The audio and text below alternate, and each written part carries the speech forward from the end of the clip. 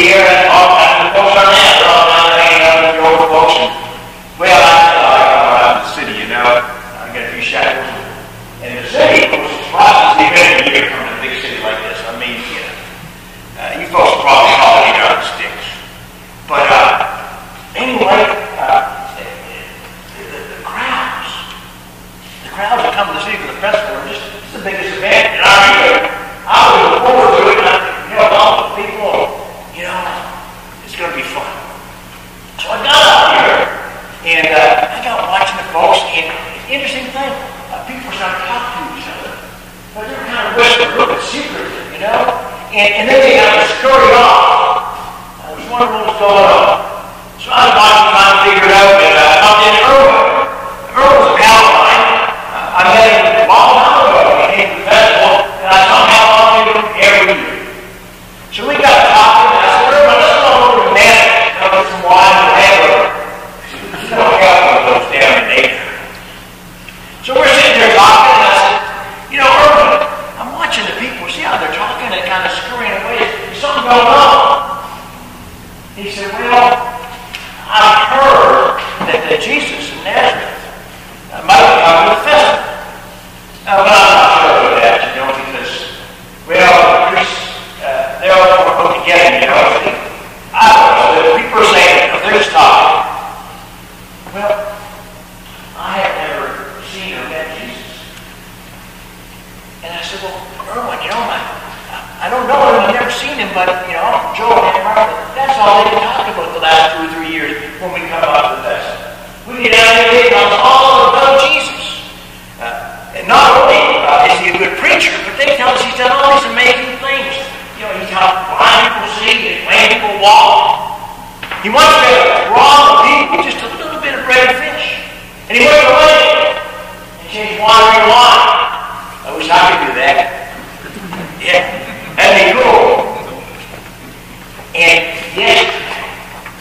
yesterday they told us about their name. John Baptist. And they said he'd been dead. I mean, cold stone dead in the tomb for 4 days. 4 days. And they said Jesus showed up, visited with his sisters, and before you know it, Jesus was standing in front of that tomb. And they rolled the stone away, and Jesus said, Lazarus, come on out of there. And they told me that Lazarus came walking out behind him, back from the dead, wrapped up in all those cloths like a mummy. They just couldn't stop talking about it. If this Jesus comes to town, I want to meet him. So I said, Irwin, let's go look. What do you say? Let's give it a shot. Well, we laughed. We started following people. And as we started moving towards the gate of the city, there's more people with us. And before you know it, we left the city road again. We're walking down as we're beginning to crest the hill. I was just excited. My heart was beating. It was pounding. I was just so excited. I was anticipating seeing this guy Jesus for the first time. After all that I heard. And as we began to approach the crest of the hill, we could hear folks on the other side. We could hear them. Hosanna! Hosanna! Blessed is you, come in the name of the Lord. We sing all the way. We sing that way, the synagogue. Save us now, Lord. These folks are pretty excited. They're kind of thinking maybe this Jesus is the one. And then we crested the hill. And there they were. I mean, I had never seen so many people in one place in one time. It was a huge crowd of folks. And they were all excited. They were singing. They were waving palm branches. They were throwing their clothes on the ground. And then they saw Jesus. There he was on a donkey. He was riding down. Here's a guy that just yesterday brought a guy back from the dead, brought him back to life. I'm telling you, that kind of power, that kind of power, he can travel and stop. And he's riding the donkey. He looks so peaceful. Gentle, really. And the people. I looked at the people. And there was hope in their eyes. You could see it. Things started to feel really, really good. Kind of felt just right. And before you knew it, Earl and I were on the track. And we were singing, and we were waiting for palm branches.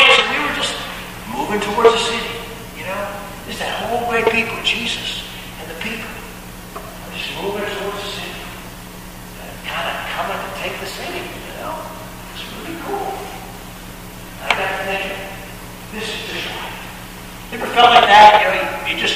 You know something's right. You have no reason, but you just know. You just feel it. Man, and as we moved toward the city, there's all kinds of thoughts dancing in my head. Oh, wow. I thought of Psalm 18, 118 again, Yahweh. Yahweh's love lasts forever. Great promise. I thought with the Romans. I wondered, the Romans, they're in charge these days. And I wonder if they were affected by any of this. They got the power. Surely they heard about Jesus. I expected, in the city, there are a lot of talking about Jesus. But, Jesus, he's not a lawyer. His weapons, I guess, would be truth and compassion. Surely he's no threat to Rome. I couldn't imagine they were, But you never know what those Romans are thinking. I thought about the priests. Uncle Joe's one of those priests too. You see, Uncle Joe's kind of connected to that group somehow. I don't know exactly. But he said that the priests really are Jesus. Priests, they have this pretty good thing going in the temple with the sale of the sacrifice and animals. In fact, it's made money.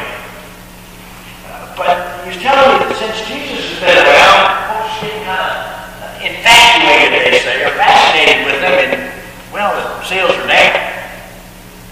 Priests don't like it. And he says, Jesus isn't teaching it quite the way they do. Some people, older folks, don't like change either. So Uncle Joe says that some of those guys, they'll like Jesus a little bit, and some of them might even like to see him dead. I don't know the priests. That could be a problem.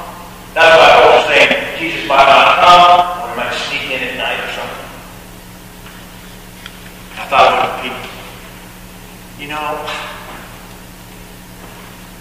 They're just ordinary folks. This whole crowd, they're just ordinary people.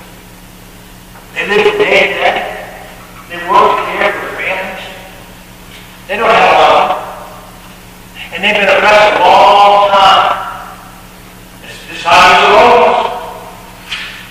But for the first time, you can see in their eyes, they think something's up. They think something big's going to happen. And they think it has something to do with Jesus. I just hope. I hope something does happen. I don't want to see him disappointed again. I thought about Jesus. Such a kind, gentle man on that donkey. It's the first time I'd ever seen him. But I was drawn in immediately.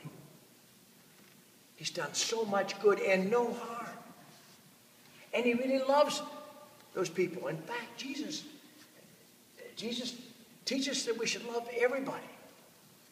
The Torah teaches us that too, but we're not very good at it. Really, we aren't.